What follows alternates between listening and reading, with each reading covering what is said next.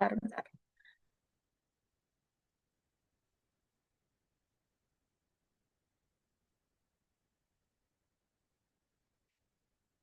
Mulai ya. Assalamualaikum warahmatullahi wabarakatuh. Kami dari kelompok 6 akan mempresentasikan aplikasi yang kami kembangkan. Sebelum masuk ke pembahasan, perkenalkan terlebih dahulu anggota kelompok kami. Pertama, saya Arini Wulandari, dan bersama 3 teman saya yaitu Syifa Rizky Amalia, Nesya Naila Naulia, dan Fajalia Khairunisa. Aplikasi ini kami rancang sebagai solusi untuk kebutuhan uji statistik dan hipotesis yang lebih praktis dan interaktif. Aplikasi kami adalah dashboard, uji statistik, dan hipotesis interaktif. Lewat aplikasi ini, mulai dari uji normalitas, homogenitas, uji T, ANOVA, hingga uji non-parametrik, semua ada dalam satu tampilan dashboard yang simpel dan efisien. Aplikasi ini dibuat berdasarkan kenyataan bahwa banyak pengguna, khususnya mahasiswa, dan peneliti pemula mengalami kesulitan dalam melakukan analisis statistik secara manual. Mulai dari harus memahami teori statistik yang rumit, penggunaan sintaks yang tidak familiar, hingga proses pengujian yang panjang dan membingungkan. Selain itu, tidak semua orang memiliki akses ke software statistik berbayar atau yang user-friendly. Belum lagi kalau datanya ada missing value atau data bolong. Seringkali itu harus dibersihkan manual dulu. Maka dari itu, kami merancang aplikasi ini untuk menjawab semua tantangan tersebut dalam satu aplikasi berbasis web. Tujuan dari aplikasi ini cukup sederhana, yaitu pertama mempermudah pengguna untuk melakukan berbagai jenis uji statistik tanpa harus coding atau memahami rumus secara mendalam. Kedua, menyediakan fitur visualisasi interaktif agar hasil uji bisa langsung divisualisasikan secara intuitif. Ketiga, memungkinkan pengguna untuk menangani data bolong atau tidak lengkap langsung dari aplikasi. Dan yang terakhir, menjadi sarana belajar dan eksplorasi data yang ramah pengguna, baik untuk keperluan akademik, penelitian, maupun praktikum statistik. Dalam pengembangan aplikasi ini, kami menggunakan bahasa pemrograman R dengan berbagai package pendukung seperti Shiny and Shiny Dashboard untuk membangun tampilan web interaktif. Terus ada ggplot2 untuk membangun visualisasi data yang menarik, DT untuk menampilkan tabel data interaktif, deployer untuk memanipulasi pembersihan data, char yang kami gunakan untuk uji Leven atau homogenitas varians, lalu ada Shiny Widgets, Read XL, dan Shiny JS untuk membuat aplikasi lebih responsif. Bisa membaca file Excel dan mendukung interaksi UI lanjutan. Semua teknologi ini digunakan agar aplikasi ini tidak hanya kuat dari sisi fungsi, tapi juga nyaman digunakan. Boleh di next.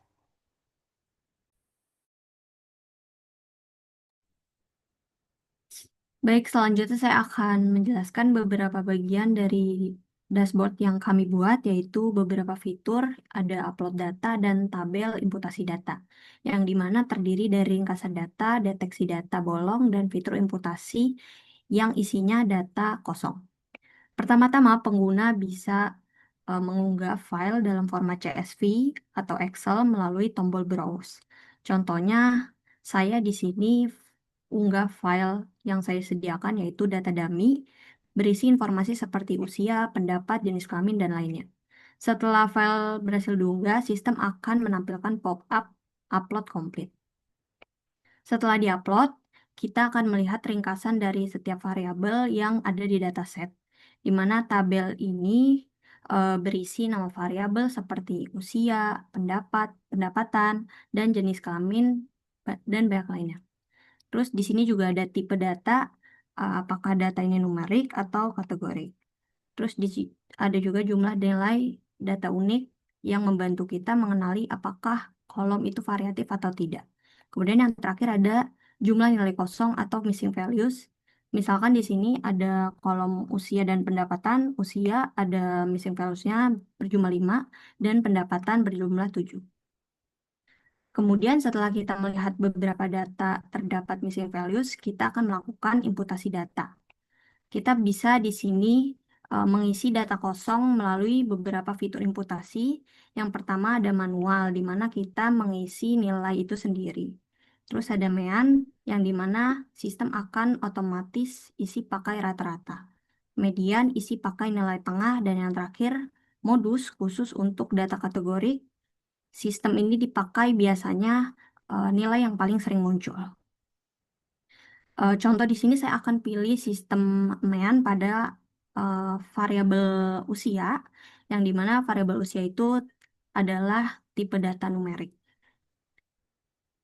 Saya akan menerapkan eh, fitur terapkan imputasi. Nah, di sini ketika sudah dipencet, akan menampilkan pop-up imputasi berhasil untuk kolom usia. Bisa kita lihat di atas, kolom usia, missing values-nya sudah berubah menjadi 0.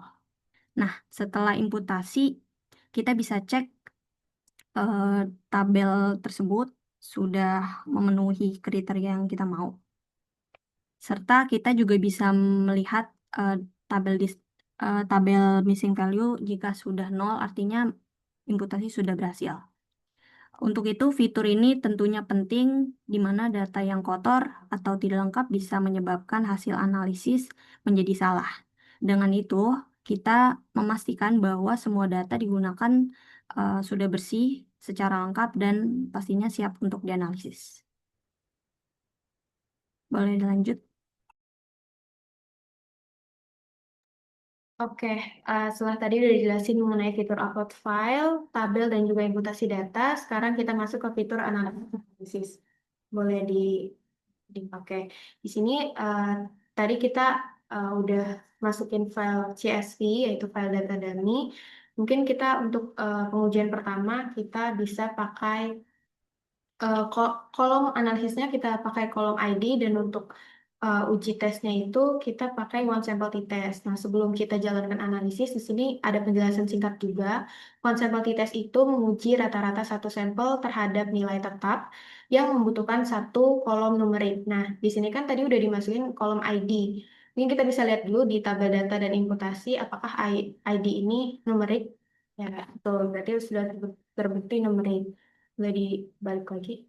Oke, ini sudah bisa dijalankan. Oke, hasilnya udah kelihatan untuk hasil uji hipotesis one sample t-test dari kolom analisis ID itu dengan keputusan menolak hipotesis nol dengan arti ada perbedaan signifikan dari nol dan di bawahnya ini ada box plot data ID. Oke, mungkin untuk uji kedua kita pilih uji berarti one proporsi kali ya, satu proporsi. Oke, di sini ada penjelasannya. Satu proporsi menguji proporsi satu sampel membutuhkan satu kolom kategori dan nilai proporsi hipotesis. Mungkin kita bisa cek kolom kategorik itu ada apa. Nah, di sini mungkin kita pakai jenis kelamin. Oke, boleh dibalik lagi. Oke, jenis kelamin, pilih kolom untuk jenis kelamin. Oke, boleh dijalankan analisisnya. Nah, di sini udah ada hasil dari uji hipotesisnya. Dengan keputusan menerima hipotesis nol dan proporsi tidak berbeda signifikan dari H0. Dari sini ada distribusi proporsi jenis kelamin juga. Terus lanjut kita jenis uji hipotesis lainnya ke uji Wilcoxon. Oke, di sini untuk penjelasan Wilcoxon uji ini uji non parametrik untuk suatu sampel yang membutuhkan satu kolom numerik. Boleh kita cek lagi tabel data yang numerik. Itu mungkin kita pakai di variabel pendapatan. Boleh di back? Iya. Oke, boleh dijalankan analisisnya. Nah, di sini udah ada hasil juga dengan keputusan menolak hipotesis nol yang artinya distribusi sampel tidak simetris di sekitar nol. Sini juga ada box plotnya. Ini kita lanjut ke uji yang lain. Jadi ada uji varians, kita cek di uji ANOVA. Ya, di sini untuk penjelasannya, ANOVA ini merupakan uji varians lebih dari dua kelompok untuk rata-rata membutuhkan satu kelompok numerik dan satu kolom kategorik dengan kriteria lebih dari dua kategori. Mungkin kita dari kolom numerik dulu. Tadi pendapatan ya numerik, terus kolom grupnya yang memiliki boleh boleh dilihat dulu tabelnya lebih dari dua kategori. Kita pakai tingkat pendidikan aja. Ini kan ada 4, lebih dari 2. Boleh balik lagi.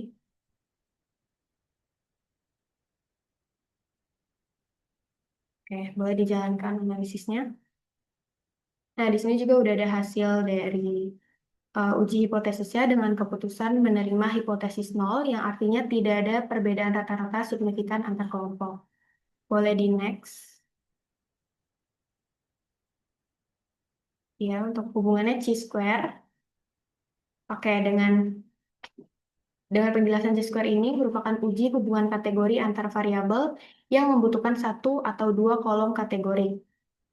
Kita pilih tabel datanya dulu, kita lihat dua kolom kategori. Mungkin jenis kelamin kita masukin sama body next sama status keanggotaan mungkin ya. Oke, lanjut di analisis jenis kelamin dan status keanggotaan. Oke, bisa dijalankan. Nah, ini adalah hasil uji hipotesis dari uji chi-square atau uji independensi dengan keputusan menerima hipotesis nol atau tidak ada hubungan signifikan antar variabel eh, variabel aktif dan tidak aktif. Boleh di next.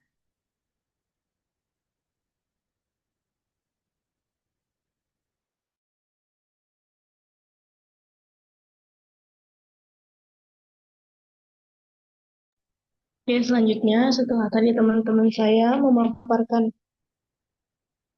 eh, bagaimana data itu diupload, dikelola, dan dianalisis secara hipotesis, saya akan menunjukkan bagaimana kita bisa mendapat insight lebih dari melalui visualisasi interaktif. Di sini yang bagian ketiga ada visualisasi. Nah, yang pertama itu ada histogram. Histogram itu membantu kita untuk memahami distribusi data numerik. Kita hanya memerlukan satu kolom numerik. Nah, seperti ini misalnya pendapatan di histogram langsung keluar di sini. Nah, kita juga bisa mengatur jumlah bins atau jumlah kotak-kotak yang ada di sini dengan menarik ini. Ini bisa diatur sendiri. Nah, selanjutnya setelah histogram, di sini juga ada bar plot, box plot, dan scatter plot. Misalnya kita ke bar plot di sini. Nah, di sini karena tadi kolom pendapatan itu adalah kolom numerik dan bar plot adalah kolom kategori, jadi kita harus mengubah kolom X-nya menjadi kolom kategori dulu. Misalnya kita bakal ke kota di sini. Nah, bar plot ini itu ideal buat melihat frekuensi atau jumlah data per kategori. Di sini kelihatan kalau Jakarta itu hampir 40 di sini. Nah, barcode ini khusus untuk eh, jumlah data per kategori. Nah, selanjutnya kita ke box plot di sini. Nah, jika kita ingin melihat distribusi data numerik berdasarkan kelompok kategori, kita bisa menggunakan box plot. Nah, di sini kita masukin data eh, numeriknya dulu. Misalnya di sini ada pendapatan atau misalnya kita usia. Nah, kolom Y-nya ini kita bisa gunain misalnya tingkat pendidikan. Nah, langsung aja ini bisa diisi pakai ini. Terus ternyata hasilnya adalah kolomnya harus menumerik untuk box plot. Berarti di sini kebalik. Seharusnya yang bawah itu usia dan yang atas itu tingkat pendidikan. Kayak gini. Nah, langsung kelihatan di sini hasilnya antara usia berdasarkan tingkat pendidikan. Nah, selanjutnya itu di sini ada scatter plot. Nah, scatter plot ini untuk melihat hubungan antara dua variabel numerik. Nah, misalnya kita di sini kalau numerik kita pakai pendapatan dan usia misalnya di sini. Tunggu dulu dan langsung kelihatan ininya. Nah, di sini tuh scatter plot itu merepresentasikan satu observasi. Nah, jika ada pola seperti ini, kita bisa melihatnya dan kita bisa tambahkan garis trend aku di sini supaya kelihatan hubungannya. Nah, kayak ini. Ini kelihatan kalau ini ada hubungan linear antara pendapatan dan usia. Nah, kenapa visualisasi ini penting? Nah, visualisasi adalah kunci untuk eksplorasi data. Ini tuh membantu kita untuk memahami pola dan juga supaya membuat data kita tuh semakin interaktif.